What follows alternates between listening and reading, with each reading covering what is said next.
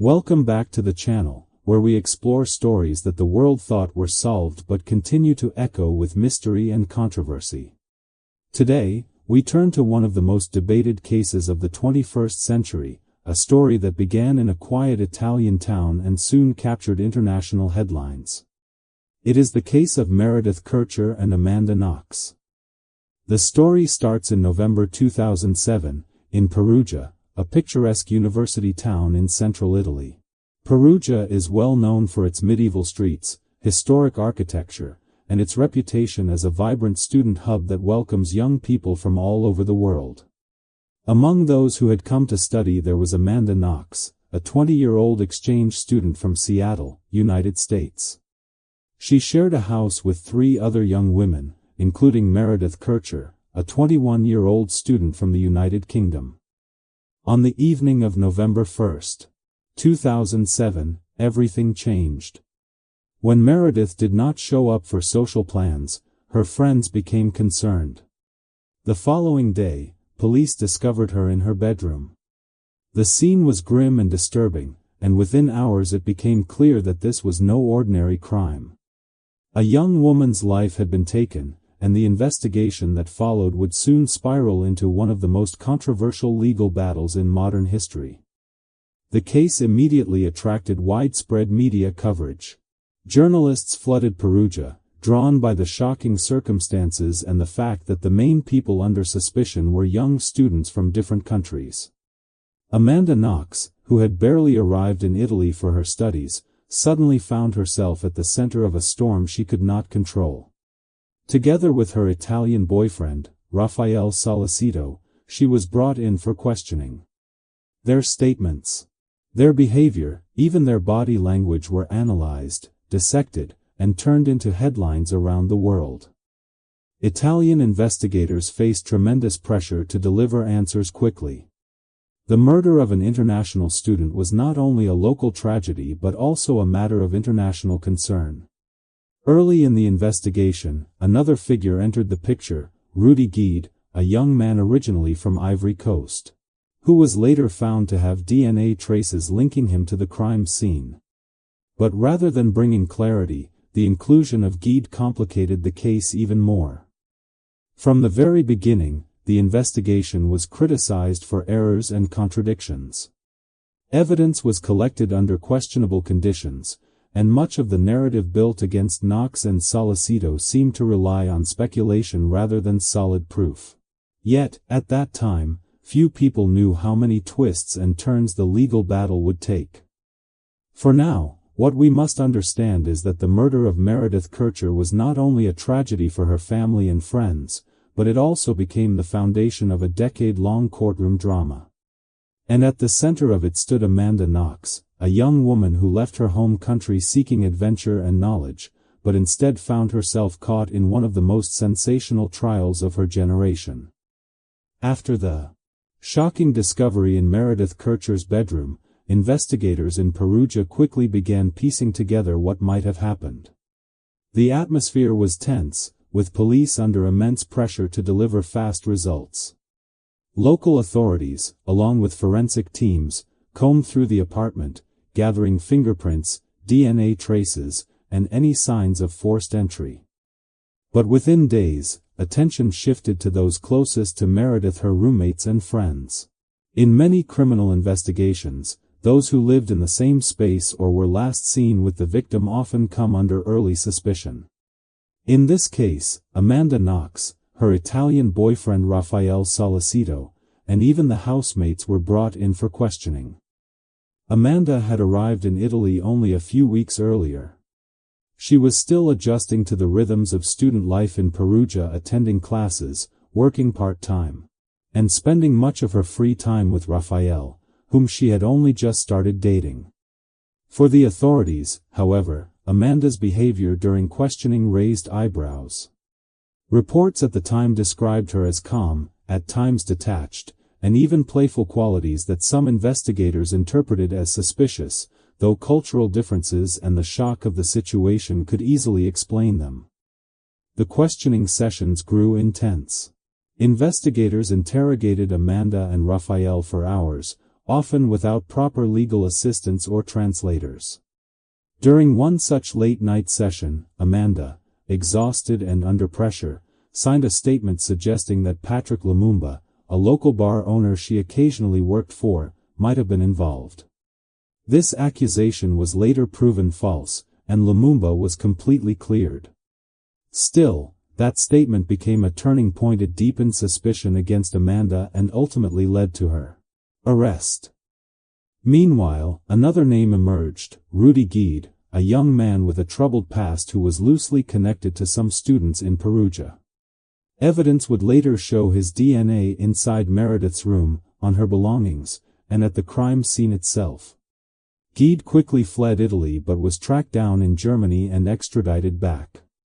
His presence complicated the narrative. If his DNA was there, what role did Amanda and Raffaele play? On November 6, 2007, Amanda Knox and Raffaele Sollecito were officially arrested, along with Lumumba.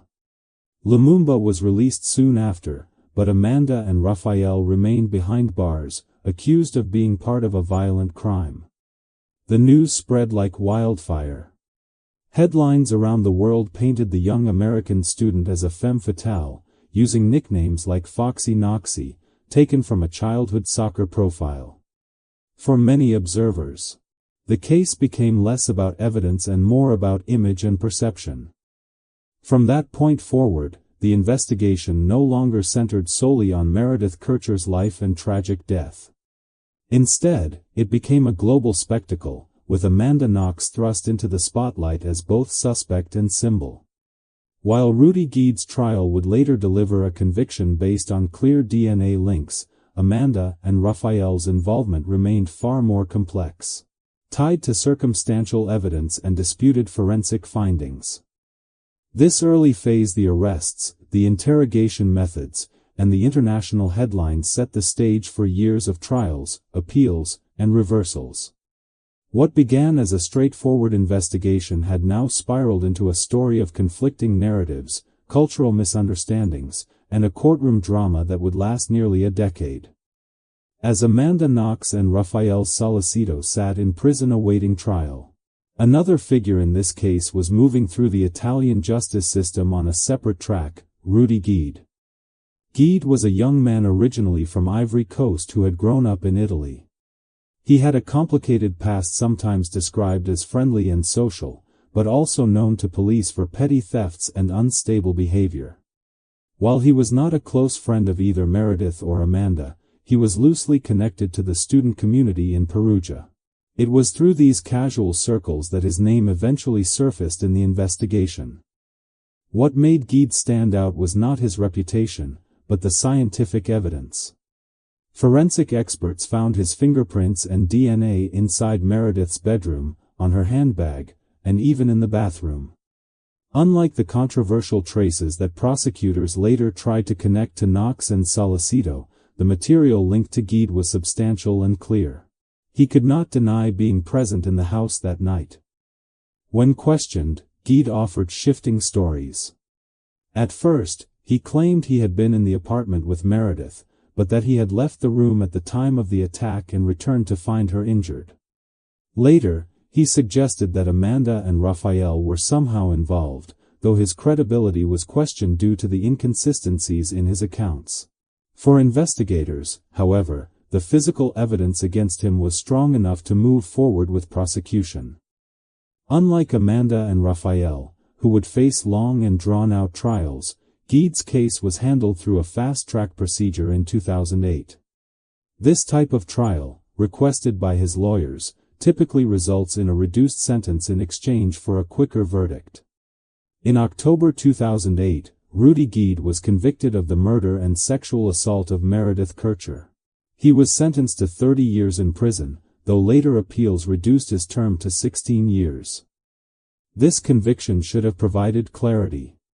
After all, Guede's DNA was found at the crime scene, while the evidence against Knox and Sollecito remained circumstantial and contested. Yet, paradoxically, Guede's conviction only deepened the controversy. Italian prosecutors argued that he did not act alone. They claimed the crime required more than one person and continued to insist that Amanda and Raffaele were part of a joint attack. This theory fueled years of trials and appeals, even as Guede served his sentence.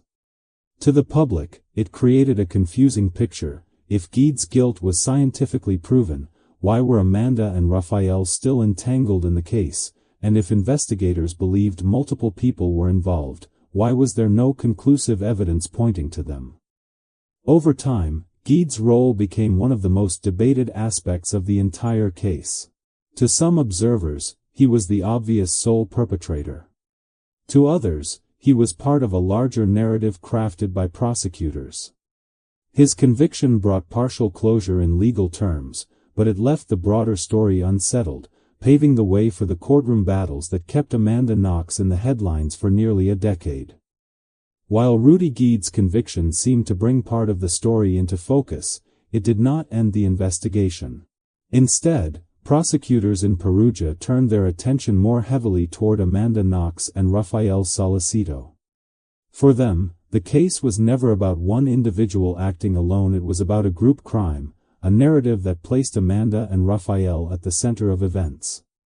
From the very beginning, the relationship between Amanda and Raffaele fascinated both investigators and the media. The two had met only days before the tragedy. Yet their connection was strong and visible. They spent most of their time together, often inseparable, and in the eyes of prosecutors, this bond suggested that they might have acted in unison. In court, prosecutors would later argue that their closeness and the supposed influence they had on one another was a key element in explaining their alleged involvement. But the evidence against them was shaky. Unlike Guede, whose DNA was found in multiple places, the traces connected to Amanda and Raffaele were minimal and contested. Forensic teams claimed they had found Amanda's DNA on a kitchen knife in Raffaele's apartment, which they argued matched the murder weapon. They also claimed to have found Raffaele's DNA on the clasp of Meredith's bra. Yet experts would later challenge these findings, pointing out contamination risks, poor handling of the evidence, and questionable lab procedures. Still, prosecutors pressed forward. They painted Amanda as a central figure, an outsider who did not conform to traditional expectations. Her behavior after the crime, from kissing Raffaele outside the apartment to doing cartwheels at the police station, was presented as evidence of guilt. What might have been youthful immaturity, cultural misunderstanding, or simply shock was reinterpreted as signs of a dangerous personality. The Italian and international media amplified this image. Tabloids labeled her Foxy Knoxy, reviving a childhood nickname and twisting it into something sinister. Amanda was cast as a manipulative figure, while Raffaele was seen as the loyal boyfriend who followed her lead. Suddenly, the case was no longer just about Meredith Kercher's tragic death. It became a spectacle shaped by character judgments, stereotypes, and sensational headlines. For Raffaele, the pressure was equally intense. A quiet computer science student with no history of violence, he found himself portrayed as Amanda's accomplice, allegedly drawn into a crime by passion and recklessness. His alibi was called into question, and even inconsistencies in his memory of that night were used against him. By late 2008 and 2009, it was clear that the prosecution's focus had shifted almost entirely to Amanda and Raffaele. Guede's conviction was acknowledged, but the narrative of a group attack remained. As the trial date approached, both young students faced the daunting prospect of defending themselves against charges that carried the possibility of life imprisonment. The stage was set for one of the most closely watched trials in modern Italy. For Amanda Knox and Raffaele Sollecito, the focus was no longer on the life they had dreamed of in Perugia. It was about survival in a legal and media storm that would soon engulf them completely. As the trial loomed closer, the case of Amanda Knox and Raffaele Sollecito transformed from a local Italian investigation into a full-blown international media sensation. What began as a tragedy in a small university town was now front-page news across Europe, the United States, and beyond. The courtroom in Perugia became a stage, and Amanda Knox, barely in her 20s, was thrust into the spotlight as both a defendant and a character in a story the media could not resist telling. The Italian press portrayed Knox in conflicting ways. Some outlets painted her as cold and calculating, a foreigner who had disrupted the quiet rhythms of Perugia. Others described her as naive and overwhelmed. What was consistent, however, was the obsession with her personality. Every gesture, every smile, every outfit she wore in court became a talking point. Was she too relaxed, too emotional, too indifferent? These interpretations filled newspapers daily. International coverage added another layer. In the United States, the story was often framed as an American student trapped in a flawed justice system abroad. In the UK, where Meredith Kercher was from, the focus was on justice for a young British woman whose life had been stolen. Each country emphasized different angles, and in doing so, the truth was often overshadowed by competing narratives. One of the most damaging aspects of this media frenzy was the use of Amanda's old nickname, Foxy Knoxy. Originally a harmless reference to her high school soccer days, the press twisted it into something sinister. Headlines suggested she was manipulative, cunning, and capable of leading others into dark behavior. This label stuck, shaping public perception long before the trial even concluded. The media's fascination extended to cultural stereotypes as well. Amanda's casual American mannerisms, smiling, speaking openly, or showing affection toward Raffaele, were interpreted through an Italian lens as inappropriate for someone accused of such a serious crime. In the same way, her struggles with the Italian language and her occasional awkward statements during questioning were turned into evidence of dishonesty.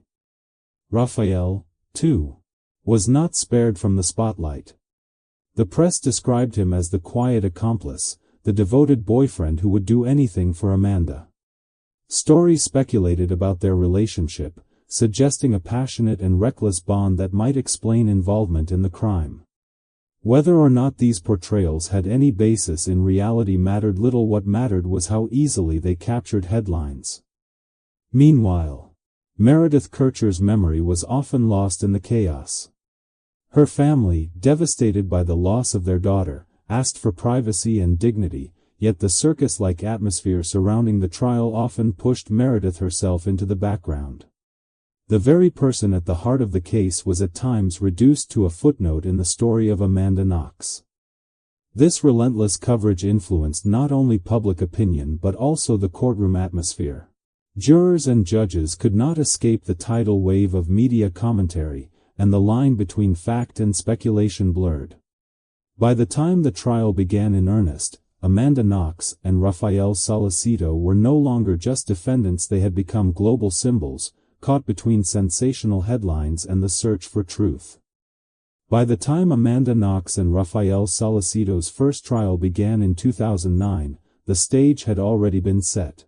Months of speculation, headlines, and public debates meant that the courtroom was not just a place of justice, it was a theater filled with international attention. Journalists from around the globe packed into Perugia to cover every moment, while television networks broadcast updates daily. The prosecution presented its case with confidence. They argued that Meredith Kercher's death was the result of a violent encounter involving more than one person. In their narrative, Amanda Knox was portrayed as the instigator, Raffaele Sollecito as her loyal partner, and Rudy Guede as the third participant. This theory, prosecutors claimed, explained why Meredith's room showed signs of struggle and why Guede's DNA alone could not account for everything at the scene.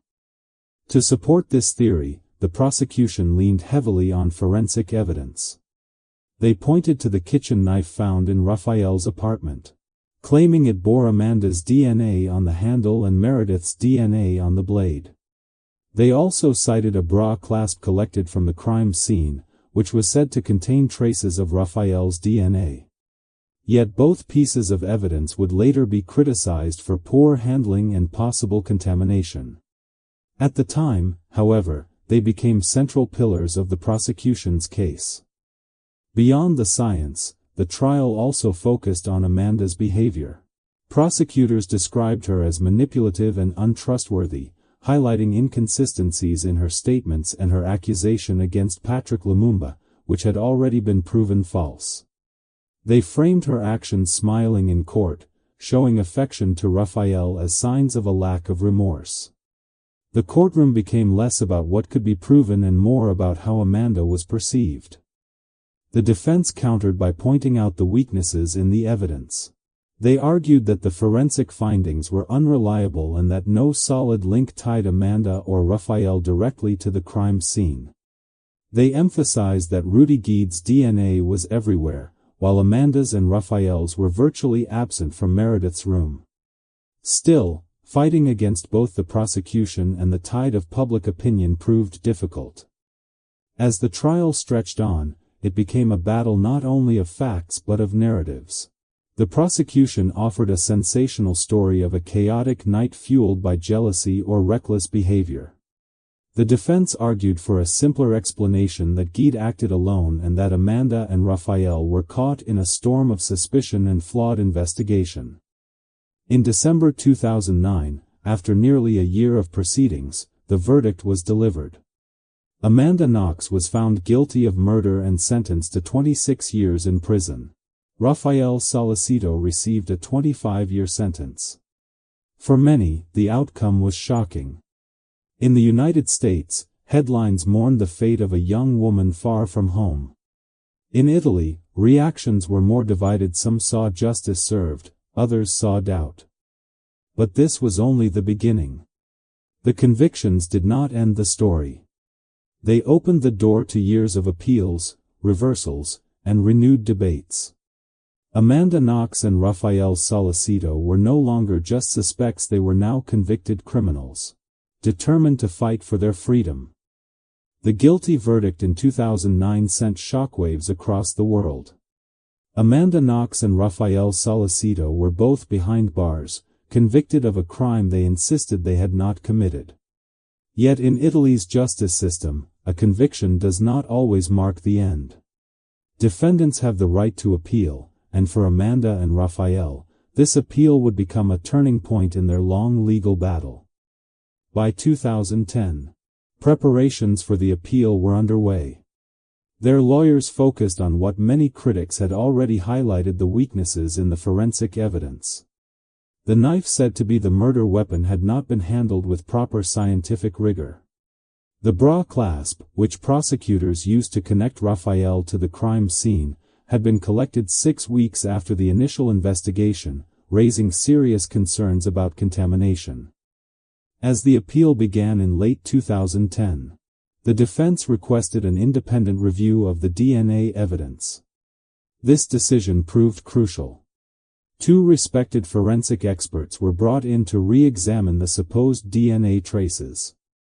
Their findings shook the foundation of the prosecution's case. They concluded that the evidence was unreliable.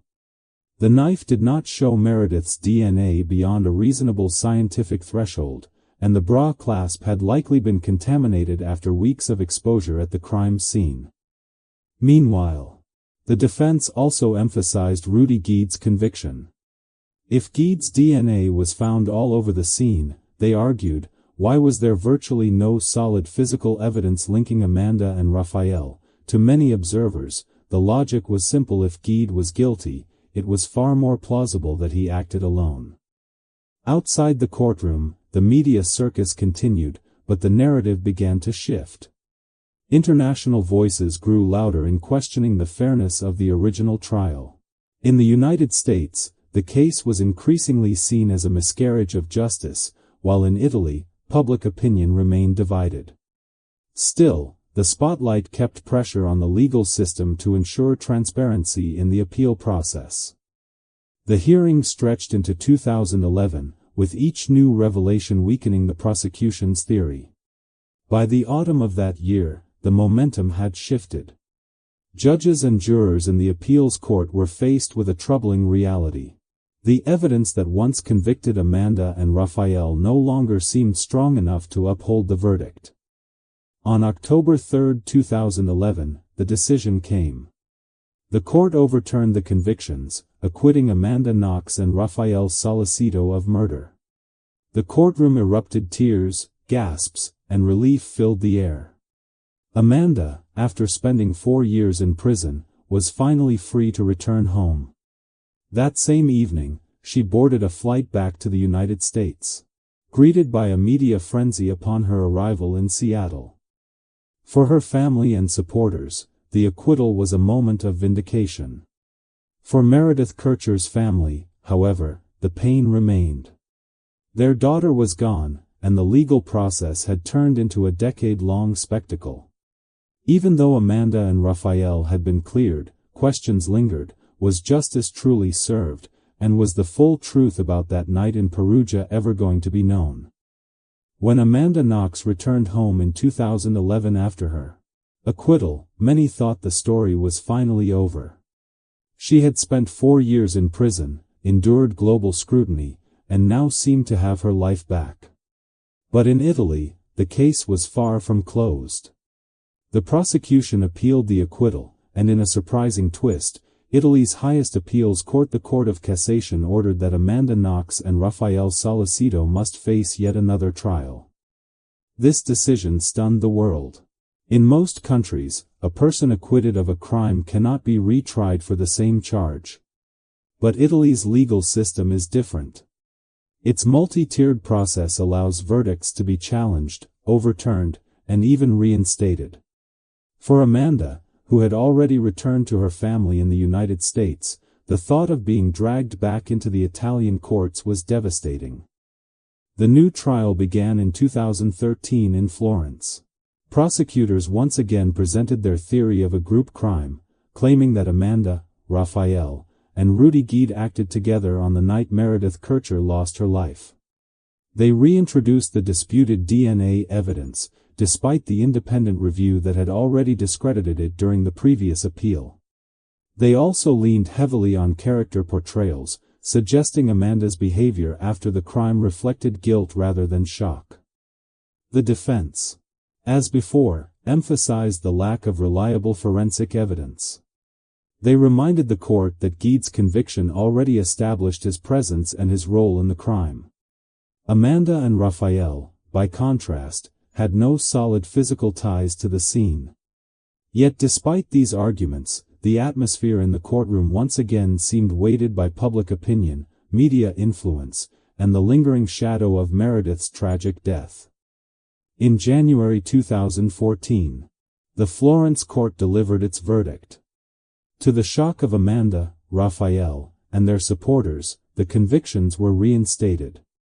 Amanda was sentenced to 28.5 years in prison, while Raffaele received 25 years. Though Amanda remained in the United States, the ruling reopened the possibility of extradition, sparking international debates about whether she could or should be forced to return to Italy. The news reignited the media storm. Headlines across the globe replayed the drama, Amanda Knox convicted again. Television specials, documentaries, and opinion pieces flooded the public sphere, each offering different interpretations of the case. In the U.S., the decision was largely viewed as another failure of justice. In the U.K., the focus remained on Meredith Kercher and her family's continuing search for closure. And in Italy, opinions remained deeply divided. For Amanda Knox, the reinstated conviction meant living in limbo. She tried to move on with her life in Seattle, attending university and beginning to write about her experiences. But the threat of extradition hovered over her like a shadow. Raffaele, still in Italy, carried the burden even more directly, forced to live with the renewed label of guilt while continuing to maintain his innocence. It was clear by 2014 that this was no ordinary legal battle.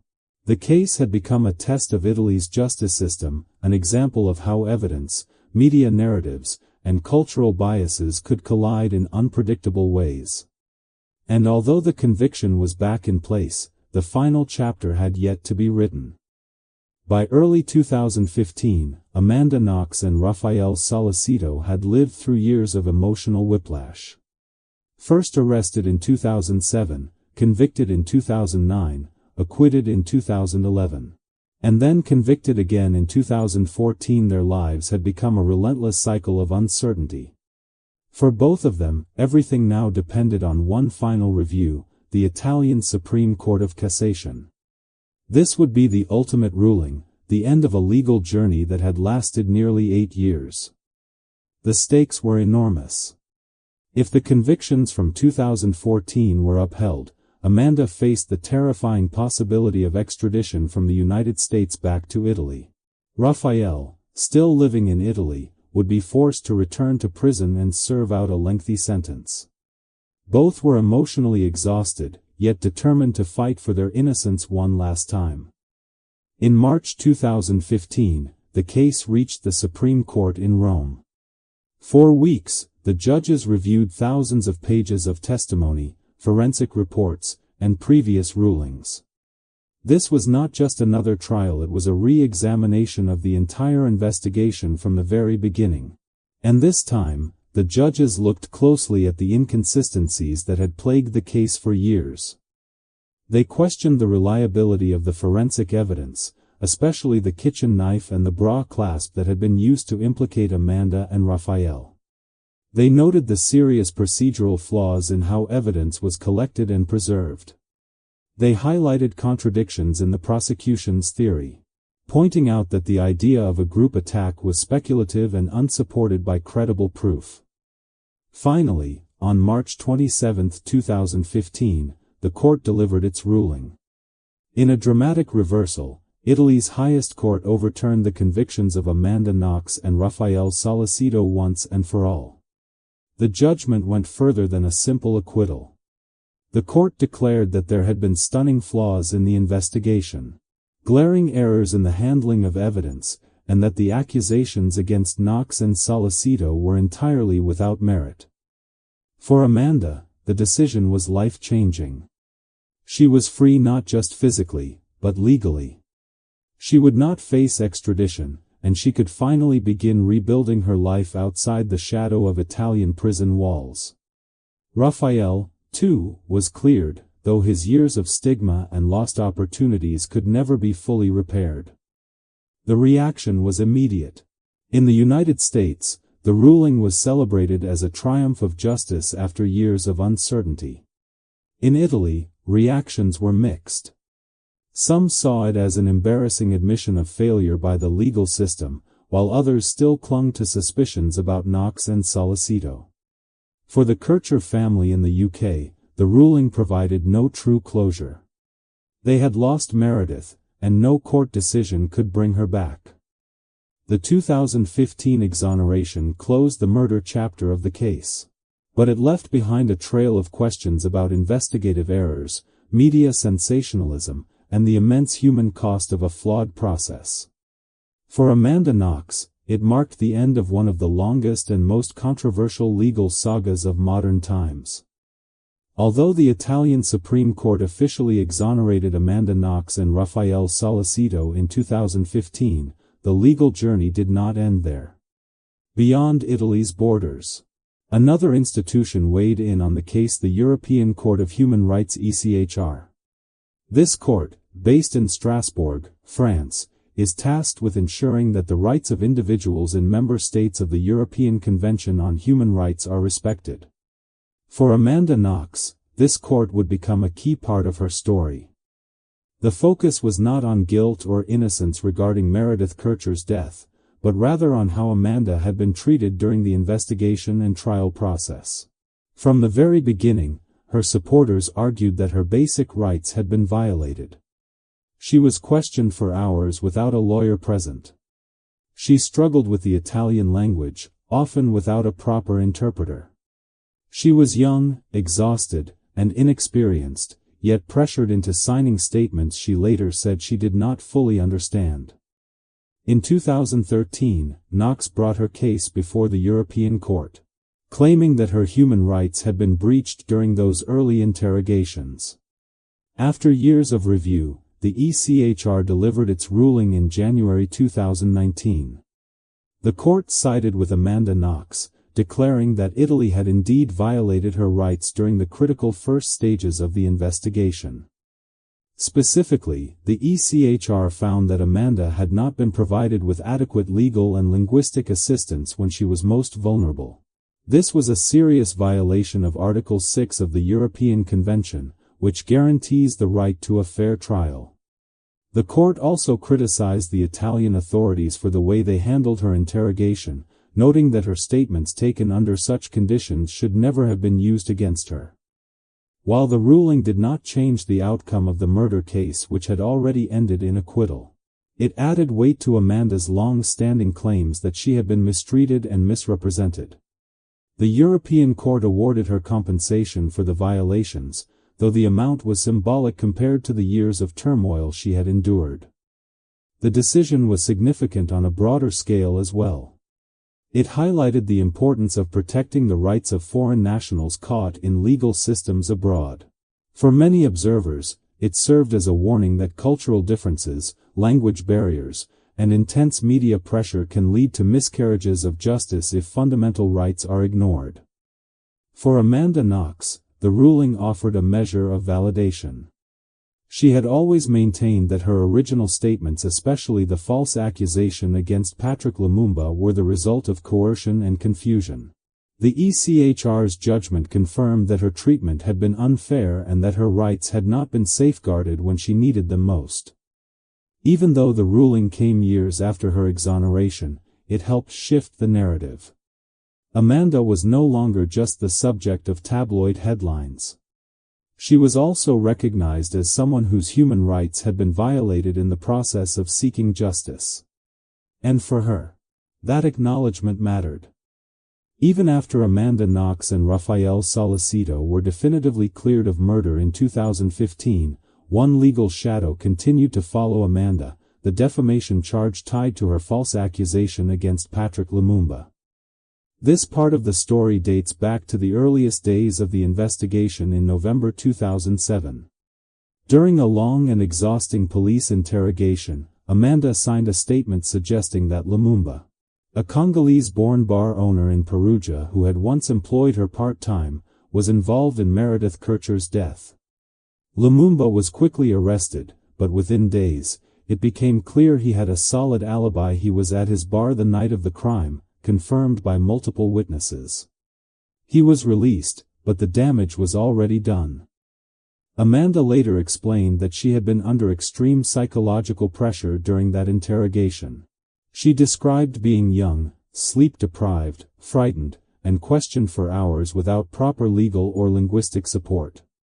In her words, she felt coerced and confused, eventually writing down what the police seemed to suggest. Nonetheless, the Italian courts treated this statement seriously and charged her with calunnia, a crime in Italian law meaning false accusation or slander. Even while she was acquitted and reconvicted multiple times for murder, the defamation charge against Amanda remained separate and stuck.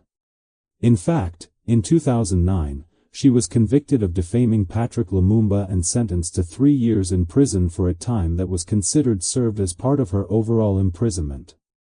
For Patrick Lumumba, the accusation had long-lasting consequences. He described being humiliated, targeted by the media, and unfairly dragged into one of Italy's most infamous criminal cases. He later sought damages for the harm caused to his reputation. Amanda, on the other hand, argued consistently that she never intentionally accused an innocent man. Instead, she claimed that the statement was a result of police pressure and the absence of proper legal protections. This is where the European Court of Human Rights ruling later became relevant. It recognized that Amanda's rights had been violated during those interrogations, giving her claim of coercion more credibility. Still, Italian courts were unwilling to erase the defamation conviction entirely. They maintained that, regardless of the circumstances, Amanda had named an innocent man and caused him serious harm. This created a paradox. She was declared innocent of murder, but remained guilty of defamation, leaving her legal record partly stained. For Amanda, this lingering conviction became a painful reminder that her ordeal was not truly finished. She spoke openly about the unfairness of being judged for words written under duress, especially when the system had already acknowledged flaws in her treatment. Yet in Italy, the law surrounding calunnia is strict, and her case became an example of how difficult it is to overturn such a charge once established. This unresolved piece of the saga meant that even after her full exoneration for murder, Amanda Knox's legal journey was not fully closed. And it set the stage for another chapter years later when Italian courts would once again revisit the defamation issue in 2024. Even after Amanda Knox was cleared of murder in 2015, her legal story in Italy never fully came to an end. For years, one charge continued to follow her, the defamation conviction for naming Patrick Lumumba during her early interrogations. And in 2024, this part of the case returned to the spotlight once again. To understand why, we have to look back. Amanda had long argued that she was coerced into making that statement, pointing to the hours of late-night questioning without a lawyer or proper interpreter. The European Court of Human Rights had already agreed that her rights were violated during those interrogations. Still, Italian law treated her accusation against Lumumba as a separate matter. And the conviction remained. In 2023, Italy's Supreme Court sent the issue back to Florence for a retrial, acknowledging that the circumstances of her interrogation deserved a fresh look. This was Amanda's chance to finally clear her record entirely. By this point, she was living back in the United States, married, a mother, and working as a writer and advocate for criminal justice reform. But returning to Italy to face another courtroom was like reopening old wounds. In June 2024, Amanda Knox appeared once again before an Italian appeals court in Florence. The atmosphere was surreal. 17 years had passed since Meredith Kercher's death, and Amanda had been in and out of the headlines countless times. Yet the case still carried the same intensity. Lumumba's name resurfaced, along with painful memories of how quickly lives had been upended in 2007. During the retrial, Amanda repeated what she had said for years. That she never intended to falsely accuse anyone, that she was scared and confused, and that her statement had been forced out of her under immense pressure. Her defense pointed again to the ECHR ruling, which clearly stated her rights had been violated during questioning. But the judges in Florence reached a different conclusion. In their view, regardless of the circumstances, Amanda's signed statement naming Patrick Lumumba had caused him direct harm. On June 5, 2024, the court reconfirmed her guilty verdict for defamation. Though she was not required to serve additional prison time, the years she had already spent incarcerated covered the sentence. The ruling meant that Amanda Knox would never fully erase the slander conviction from her record in Italy. The verdict sparked mixed reactions. Supporters of Amanda expressed outrage, calling it a final injustice piled onto years of flawed investigations and media pressure. Others argued that Patrick Lumumba had been wronged and that his dignity deserved protection. For Meredith Kercher's family, the renewed headlines reopened wounds but offered little in the way of closure. For Amanda, the 2024 ruling was bittersweet. She remained free, her murder conviction long behind her, but the label of defamation lingered. In interviews, she described the outcome as deeply disappointing. Yet she also emphasized that she had built a new life outside the courtroom's shadow. Still, this final twist reminded the world that the Amanda Knox case, though legally closed in terms of murder, would never truly fade from public memory. After nearly 2 decades, the story of Amanda Knox remains one of the most complex and controversial legal sagas of modern times. What began in 2007 as the tragic loss of a young British student, Meredith Kercher, became a global spectacle of courtroom drama, media frenzy, and clashing cultural perspectives. Amanda Knox and Raffaele Sollecito endured years of trials, convictions, acquittals, and reversals before being definitively exonerated of murder in 2015. Yet even after that, the echoes of the case refused to fade. The European Court of Human Rights confirmed that Amanda's rights had been violated during questioning, validating what she had claimed all along, that she had been mistreated at a critical moment. And then, in 2024, the Italian courts once again ruled against her in the defamation charge tied to Patrick Lumumba, ensuring that one piece of the case would forever remain unresolved. For Meredith's family, no verdict has ever brought true closure. Their daughter's life was cut short, and no court ruling can ever replace that loss. For Amanda, the case shaped her identity, turning her from a student abroad into a global figure who has since used her voice to advocate for justice reform. For the public, the saga remains a reminder of how fragile truth can become when law, media, and human lives collide. And so, what do we take away from this? Perhaps that justice is not always a straight path. It bends and twists, shaped by evidence, perception, and sometimes error. The Amanda Knox case will always stand as an example of both the dangers of flawed investigations and the resilience of those who fight for their freedom. Thank you for staying with us through this journey. If you found this story compelling, do not forget to like, share, and subscribe to the channel for more deep dives into history's most unforgettable cases. Until next time, take care and remember, behind every headline lies a human story, far more complicated than the world often sees.